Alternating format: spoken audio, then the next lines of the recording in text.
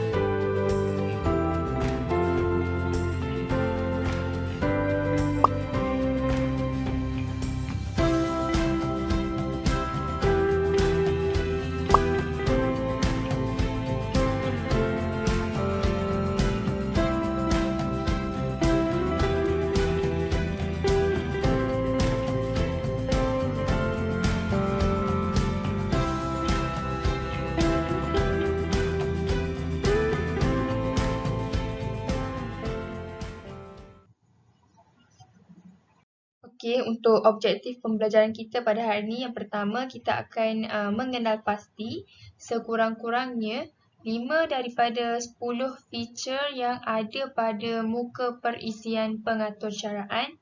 Yang kedua, kita dapat menerangkan fungsi sekurang-kurangnya 5 daripada 10 perkakasan yang digunakan bersama perisian pengaturcaraan. Jadi kita akan belajar dua lah hari ini.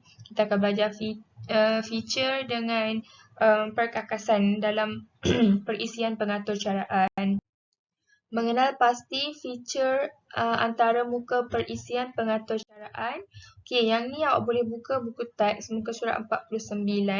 Kita akan tengok dulu yang ni. Dan boleh baca yang dekat atas tu, terdapat pelbagai pilihan perisian berasaskan grafik yang sesuai dengan papan mikropengawal yang digunakan. Rajah di bawah, maksudnya kat tepi cikgu tunjuk ni, menunjukkan paparan antara muka bagi perisian pengaturcaraan berasaskan grafik. Antara muka perisian ini juga hampir sama dengan perisian Scratch yang telah dipelajari pada tahun 4. Maksudnya, pengaturcaraan yang kita belajar hari ini sama macam Scratch yang pernah belajar pada tahun darjah 4. Tapi untuk perisian ni kita panggil sebagai M-block. Yang ni awak boleh cari dekat dalam Google, type M-B-L-O-C-K, M-block, dan boleh buat coding lah dalam tu. Coding yang lagi senang. Okay, sebelum tu, cara-cara nak buat coding dia, ni kita satu persatulah dia tunjukkan. Okay. Yang pertama diberi nama sprite. Okay, sprite ni apa? Sprite ni adalah image grafik secara simulasi yang melakukan arahan yang diatur cara. Lepas tu dia ada juga devices, pemilihan pelbagai papan mikropengawal untuk digunakan. Ada device library iaitu koleksi papan mikropengawal. Ada upload. Ni upload ni memuat naik atur cara yang telah dibina ke dalam papan mikropengawal. Contohnya nak buat naik gambar ke yang telah awak edit apa semua. blocks palette, iaitu mengandungi kategori blok. Nah, yang ni boleh tengok lah ni. Ada banyak kategori blok dekat sini. Nanti boleh tengok juga dalam buku teks tu. Okay, nama-nama dekat tepi, ada events, ada my blocks, macam-macam ada kat situ. Boleh tengok dekat blocks palette. Kita panggil semua tu yang nama ada kecil-kecil tu adalah blocks palette. Untuk yang bila kita daripada blocks palette ni, kita boleh ambil keluarkan letak dekat sini, iaitu script area, iaitu kawasan yang digunakan untuk menempatkan blok atau cara bagi membentuk pengatur caraan yang lengkap. Contohnya dekat situ awak nak ambil yang dekat events ni, iaitu play join with code C4 apa semua tu awak tekan menggunakan laptop lah ni kena buat. Lepas tu awak tarik, masukkan dekat script area. Itu kawasan yang digunakan untuk menempatkan blok atau cara. Okay, selain tu kita juga belajar yang dekat block palette tu dia ada kategori. Yang ni boleh buka muka surat 50. Okay, dekat block palette tu dia ada dinyatakan kategori umum untuk blok asas. Kiranya kan dekat block palette tu semestinya dia akan ada control, event, speed, operator. 4 ni ada, iaitu sebagai asas dia lah. Dan selain pada 4 ni maksudnya lagi spesifik kita punya cara nak buat tu. Contoh untuk control iaitu menyenaraikan asas struktur kawalan jujukan pilihan dan ulangan. Untuk events, menyenaraikan perbuatan seperti mula, goncang atau tekan switch mengikut jenis papan mikropengawal yang digunakan. Untuk pin pula menyenaraikan kawalan pada pin papan mikropengawal untuk melakukan sesuatu arahan. Bagi dan last sekali adalah operator, mengandungi arahan operasi matematik dan get logic seperti and, or ataupun not. Okay? Yang ni awak mungkin awak macam tak nampak lagi apa yang saya jelaskan, tapi boleh buka YouTube ni sambil-sambil dengar dan buka terokai M-Block dengan buka melalui Google M-Block, boleh terokai dekat situ. Tak perlu download pun, boleh buka secara online. Okay? Dan kita pergi lagi dekat bawah muka surat 50 tu, masih lagi ditunjukkan paparan muka perisian. Yang ni ada lagi paparan dia dan dia menggunakan nama lebih kurang sama, iaitu script area, ruang blok atau cara yang boleh digabungkan menjadi satu arahan lengkap. Arahan apa? Okey, arahan untuk block palette. Okey, daripada block palette ni ada nama basic, input, music, lightning, LED, radio, semua kita boleh ambil ni letakkan dekat script area, iaitu ruang blok lah.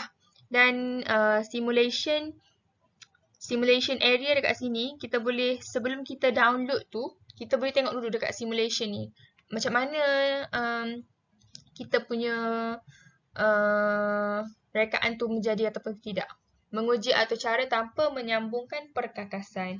Maksudnya kita uji dulu atau cara ni kita uji secara maya. Kita tengok dulu macam mana ianya berfungsi sebelum kita pindahkan ni semua ke atas ke dalam objek yang sedia ada. Maksudnya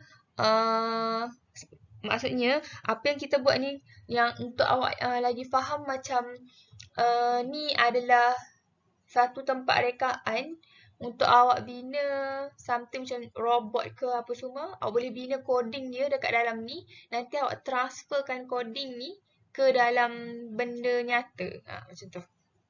Contohnya kalau awak nak buat robot yang boleh bercakap, dah makan ke belum, bolehlah. Boleh cuba buat dekat M-Block.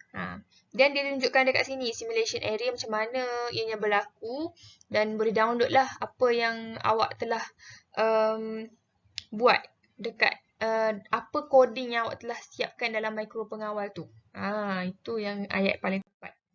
Untuk perkakasan, perkakasan untuk perisian pengatur caraan ni awak boleh buka muka surat 51.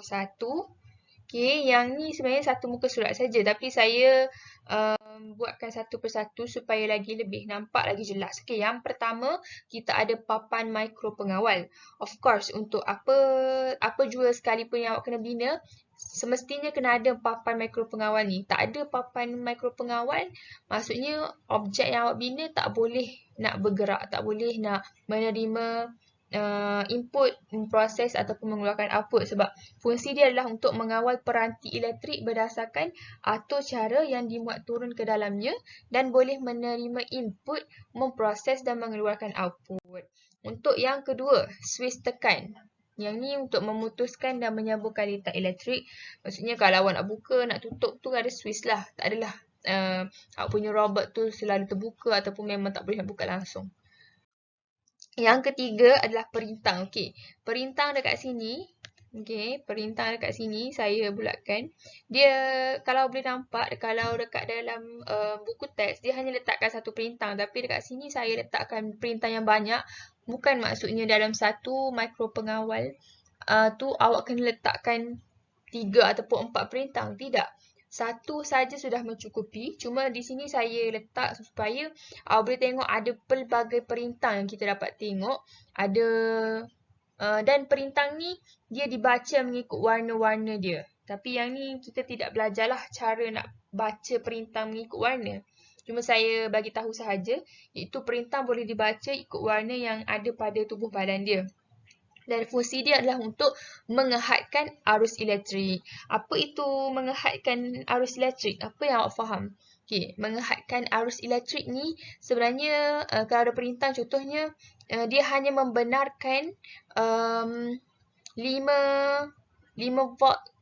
volt arus sahaja yang masuk dan sekiranya akan ada 10 volt arus yang masuk, tak bolehlah, hanya 5 sahaja yang boleh masuk sebab dia menghadkan arus elektrik yang sesuai dengan mikro pengawal kita. Maksudnya kalau ada arus yang lebih besar, tak bolehlah, dia hanya ambil yang mana perlu sahaja. Macam tu. Yang keempat, pembas, iaitu mengeluarkan isyarat dalam bentuk bunyi. Remove seal after washing. Remove seal after washing. Dia cakap kat sini. Mengeluarkan isyarat dalam bentuk bunyi. Yang ni apa-apa bunyilah yang awak buat dalam mikro pengawal tu. Awak dah codingkan siap-siap nak keluarkan bentuk bunyi apa. LED mengeluarkan isyarat dalam bentuk cahaya. Boleh dia akan menyala sama ada warna merah, kuning ataupun hijau. Mengikut LED yang awak gunakan. Kalau guna yang warna putih, keluar warna putih. Dan ini adalah papan reka, membuat sambungan litar dan komponen elektrik. Biasanya kita akan sambungkan dekat sini. Yang ada dot-dot-dot kecil ni, lubang-lubang kecil ni kita akan masukkan. Contohnya masukkan perintang, ambil kaki yang kanan, kaki kiri yang letakkan. Berapa lubang diperlukan. Contohnya ada 6 lubang diperlukan semuanya. Macam itulah kita letak dekat dengan papan reka untuk membuat sambungan litar dan komponen elektrik. Motor servo membuat gerakan bersudut sehingga 360 darjah. Motor servo ni dia membuat gerakan bersudut. Untuk wayar dan klip buaya, dia mempunyai ciri yang sama, iaitu menyambungkan litar dari papan mikro pengawal ke perkakasan lain. Dan yang ke-10, kabel USB, iaitu untuk membuat turun atau cara ke papan pengawal. Maksudnya dekat sini, kabel USB yang awak gunakan tu, saya rasa semua dah arif pasal kabel USB ni sebab kebiasaannya kita guna kabel USB ni untuk charge telefon ke apa semua kita panggil USB juga. Jadi saya rasa yang ni antara yang awak familiar lah, iaitu USB. Tujuan dia untuk memuat turun cara ke papan pengawal. Yang ni contohnya kan daripada yang kita siap dah coding tu. Yang dekat M-Block kita siap coding, kita tekan download. Daripada download tu kita nak transfer pula ke papan pengawal, gunalah kabel USB. Dan kita ada sesi quizzes. Yang ni awak semua boleh bagi yang join YouTube. Maksudnya tak adalah sesi quizzes secara live. Awak boleh buat quizzes ni. Saya dah bagi link dekat dalam grup WhatsApp. Boleh jawab.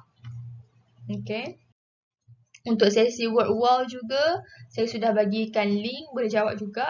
Tapi bagi yang menyertai Google Meet saya, kita akan buat sesi word wall dan juga sesi quizzes secara langsunglah, secara live dalam Google Meet.